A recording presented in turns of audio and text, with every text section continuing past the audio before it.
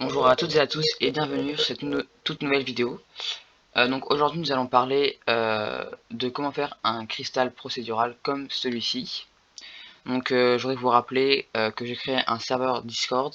Donc dessus je peux vous aider sur Blender et vous pouvez aussi aider d'autres personnes sur Blender.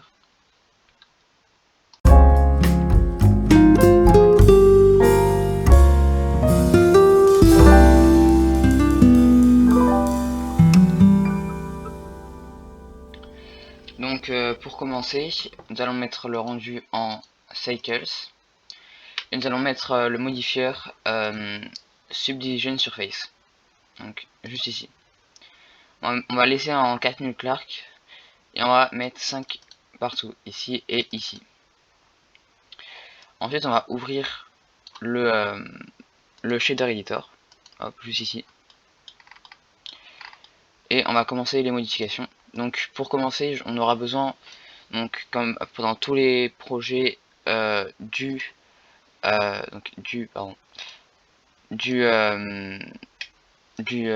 donne, donc hop, de la donne node wrangler. Donc je fais juste node, donc c'est celui-là. Il suffit juste de cocher la case juste ici. Donc on retourne ici. On va sélectionner la sphère, le cube plutôt, parce que si on va dans l'edit mode c'est un cube, mais avec le subdivision surface ça devient un cercle, une sphère. Donc pour commencer nous allons aller dans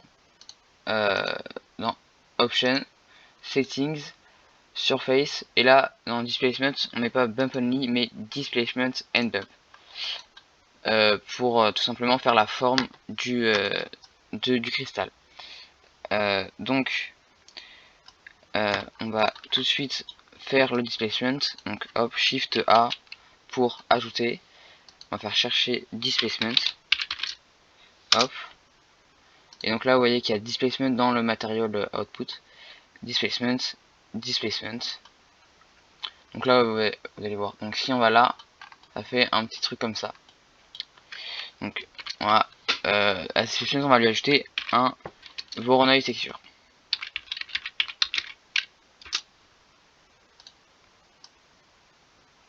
Donc color à distance à 8. Hop. Et donc c'est là qu'on va avoir besoin d'une autre wrangler, c'est qu'on va faire CTRL T. Donc CTRL T ça va ajouter à l'objet une place dans le viewport.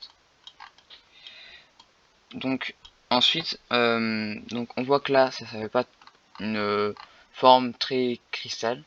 Donc hop, on va aller là et on va changer. Donc ici, donc d'abord on va changer là, on va défaire un peu de scale. Hop, donc là ça vous de régler. Donc hop, voilà. Donc pour un peu plus pour que c'est un peu plus joli, on va faire shade smooth. Donc ensuite ici c'est pareil, la même chose. C'est à vous de voir lequel est le plus adapté. Donc moi je vais hop, voilà, mettre assez bas quand même. Et là aussi. Donc là si je vais faire S, Z pour hop, voilà, on va voir que ça fait un cristal. Donc là on a la forme. Donc c'est à vous de régler, donc vous pouvez mettre plus gros, ou voilà, plus il y a plus de relief. Donc ensuite on va rajouter la couleur. Donc la couleur ça va être du noise texture. Donc hop, noise texture, shift A, noise texture, hop, ajouter à un RGB. Donc c'est un peu c'est de la couleur en fait.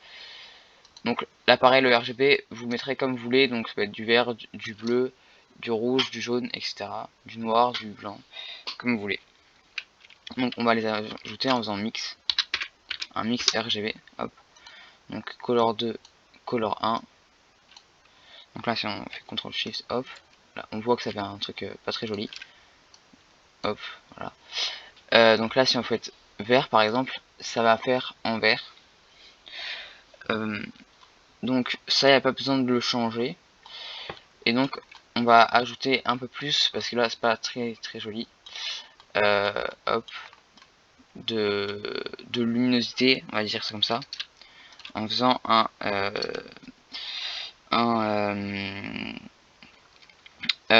mix shader.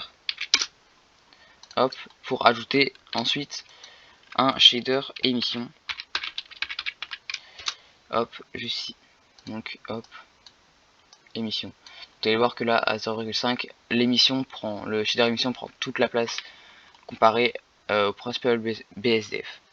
Donc pour ça on va faire mix, donc la couleur qu'on a fait ici, on va la retranscrire hop dans la couleur ici. Vous voyez que ça va changer. Et donc la fac, la fac, on va faire un layer weight, voilà.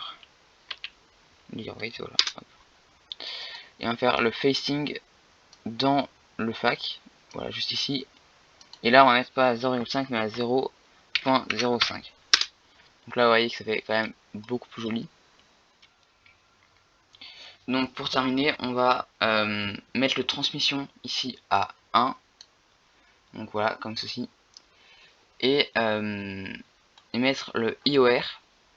Donc c'est compliqué à expliquer le IOR, mais en fait ça dépend de chaque matériau. Et donc pour le cristal c'est 2. Voilà. Merci d'avoir regardé cette vidéo. N'hésite pas à t'abonner et à liker.